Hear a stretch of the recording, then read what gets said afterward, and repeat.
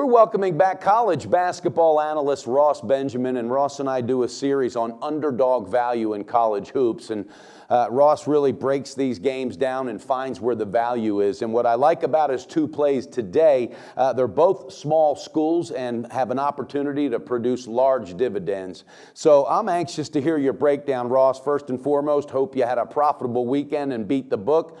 Siena +8 is the first game, playing against Monmouth, and I'm anxious to hear your breakdown because Monmouth's had a couple big games this year where they really look good and played against some decent quality teams, Rutgers being one of them. So what's your reasoning on Siena +8 being the ticket casher in the small hoops today?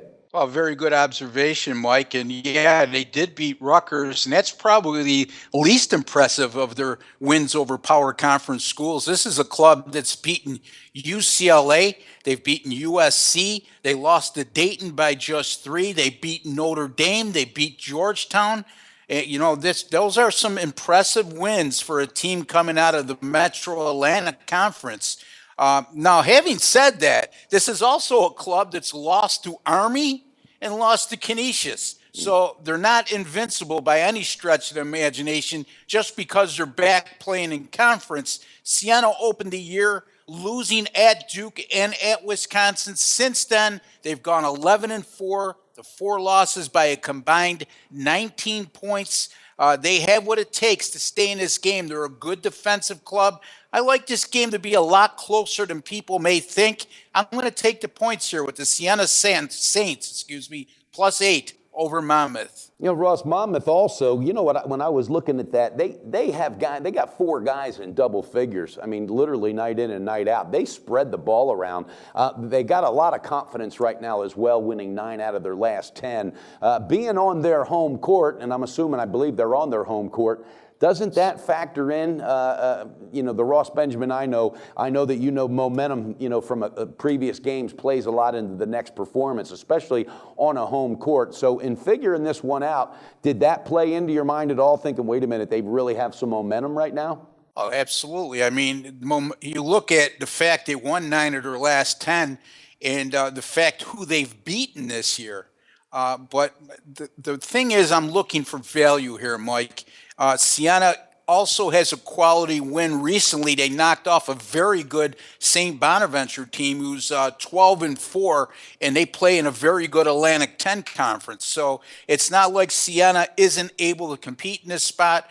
Yes, Monmouth's on their home floor. This is only their 4th home game of the entire season, so there's not a big sample size, and they haven't played. This is probably their toughest opponent they've played out of the 4 home games. As a matter of fact, I know it is.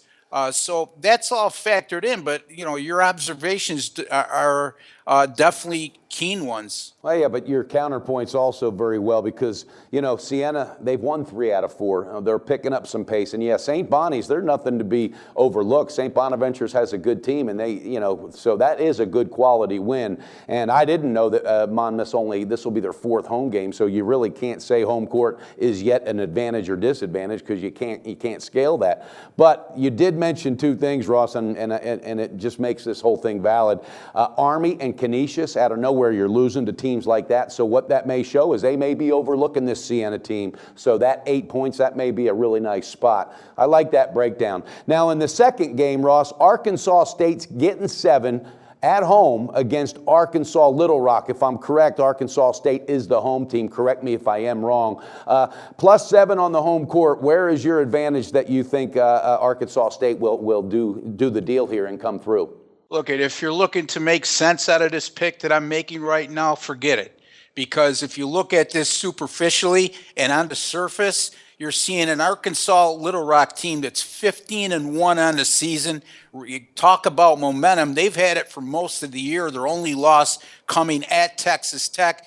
This is an Arkansas State team coming off a home loss on Saturday against Appalachian State as an 8-point favorite. That's the same Appalachian State team that faced Arkansas Little Rock in Little Rock's last game, and Arkansas Little Rock won that game by 26 points. So, go figure. I should have my head examined, right? Well, not so fast, as Lee Corso would say. This is a pretty good defensive team from Arkansas State. They're on their home floor. I do think they were caught looking ahead, in their last game, it broke a 5-game winning streak. I think they're going to be ready to play tonight. I think this will be a very competitive game throughout. I'm not sure about getting the outright win, but I do like the value getting 7 points at home here against a team in a bounce back situation. You know, Ross, also for Arkansas State, Anthony Livingston and Devin Carter, last game out, I mean, they both had amazing games, 29-15 for Livingston and 20-11 for Carter. So these two, you know, are really a dynamic duo and work well together. So there's no reason for me to refute that. Even though Arkansas, Little Rock, I know, 15-1, they're 9-1 on the road, so they do not mind playing on the road. But this could be a tight ball game. So, well, there it is, viewers. You saw a second one, Arkansas State +7. Ross Benjamin likes the fact that small schools produce large dividends. So pulling for you tonight. Ross, thanks so much for being with us, and come back again real soon, and we'll break a couple other games down.